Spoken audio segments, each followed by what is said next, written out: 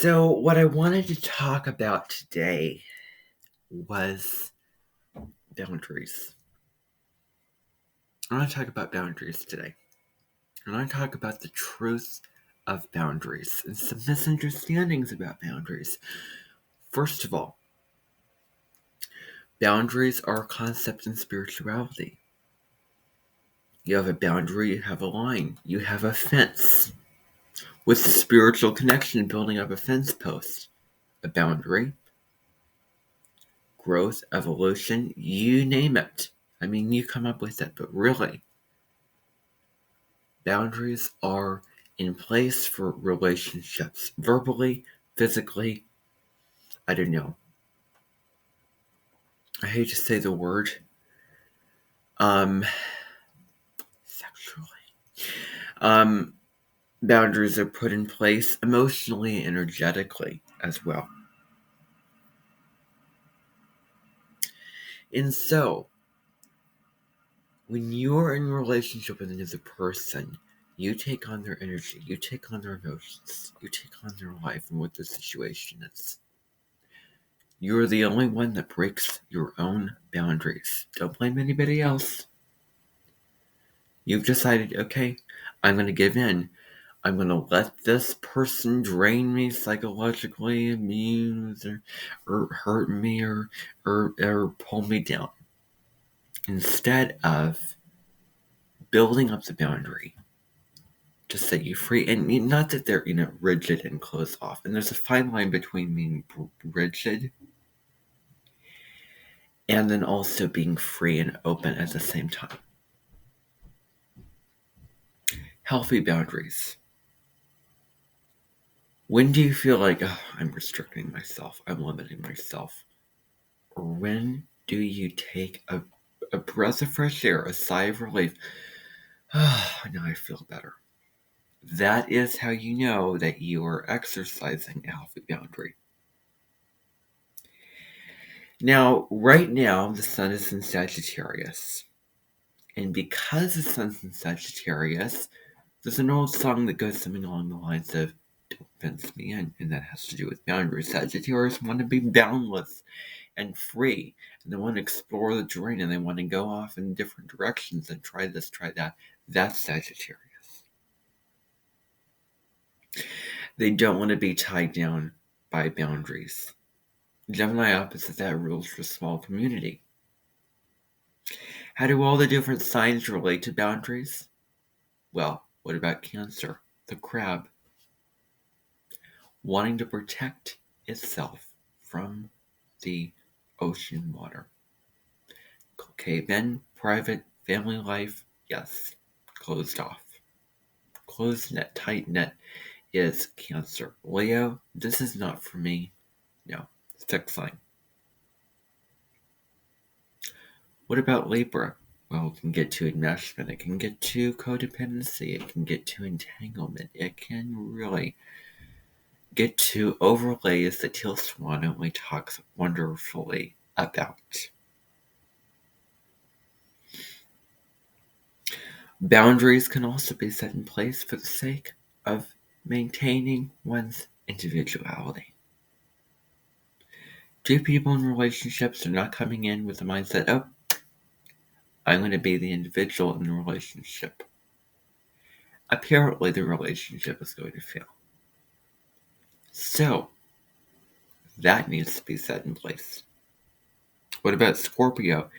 It's all about getting deep, intimacy, being with somebody and knowing them at the deepest level and transforming them and transforming with them at a deep soul level. Very deep. You're a comrade, you're a guru, a role model to me. You're going to change my life and impact me and be with me in those profound ways, which is Scorpio. Boundaries, well, Scorpio can be not the most trusting of energies. Now, what's interesting is that the North Node in Scorpio says, let go of control. over your resources. Allow yourself to step into the energy of inheritance and know that you cannot do all. There is, the serenity prayer. Surrender. The first sign of that is surrender the things I cannot change, which are out of my control. Scorpio deals with being out of your control and letting go. Now,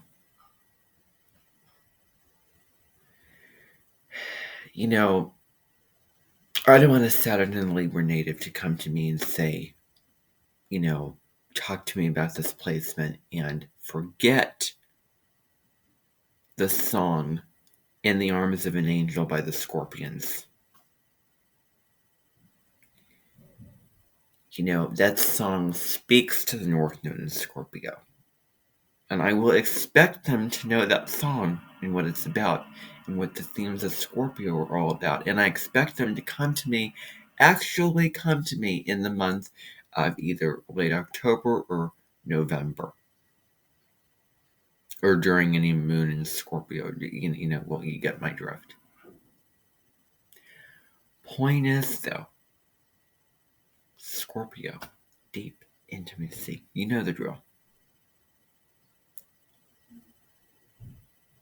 Capricorn, long-term relationships. I hate to say more of a business partnership with a boss who wears certain clothes and is very kind of tough and fit and one of those types of bosses. Forget about that stereotype. Aquarius, freedom, independence, intellectual relationships. Pisces, well, dissolving of boundaries. Dissolving was to merge. Forget about boundaries. We're the ocean. We're all connected with each one of us. You see where I'm going with this? Healthy boundaries need to be set in place. Saturn rules boundaries. Pisces rules boundless. Saturn will be moving into Pisces next year. That's going to be one of the issues.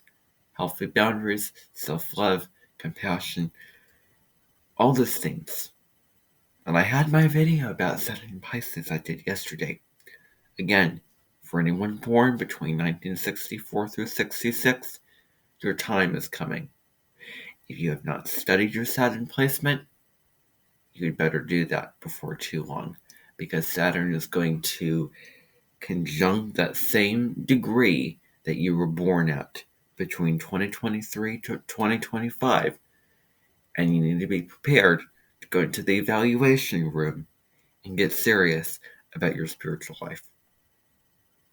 So, if you've been putting it off, you've been like, I don't like the tarot and stuff, well, you might want to change, that attitude around those things, because one way or another, that's going to be your destiny, and that is going to be part of your fate, and that's going to be something you're just going to have to comply to, because Saturn knocks on your door. He is demanding, and he will throw a sledgehammer in your path to make sure that you're on a path of evolution. Tough love, that's what Saturn is. Now, and there's two parts of it. There's tough and there's love. Now, boundaries. That's what Saturn rules. Self-respect is also something that Saturn rules. And the real image of boundaries. Let me tell you a personal story. My family and I went to a neighborhood party once. I was very underwhelmed with the choice of food. And there was, the house was kind of funny. There was like a basement, there was, stairs, and there was a living room with, windows. It was late summertime, Virgo season, and everyone brought their own individual, contribution of what they were bringing. There were a couple other, neighborhood party type, deals that I remember. But this one in particular, how does this relate to boundaries? Well, I'll tell you. There was a man that said, don't go too far off into the field because that's where the sports players are playing. And I was like, I didn't think too much of it at the time. And when I went there, it was one of those instances where it was black and white, in my face, painfully obvious. This shouldn't be how my life is. It should not be that clear and simple and irritating. I mean, if I were to come into that situation now, I would say, guess what? I don't care. I will go as far as I want to, and I will only turn back if I feel that it's right to turn back. If I don't feel safe doing this, if I just drop in and get to my truth and don't feel safe, I will turn back. But, no, I'm not going to do that. Especially since I really like the feeling of the carpet grass, which I wish that I had in my own backyard. Now, because of my attraction towards certain people, well, I would not mind seeing anyone for the sake of anyone. I have to admit there's something attractive about getting in the way of someone and somebody saying, careful, you're getting in the way, I'm trying to do this.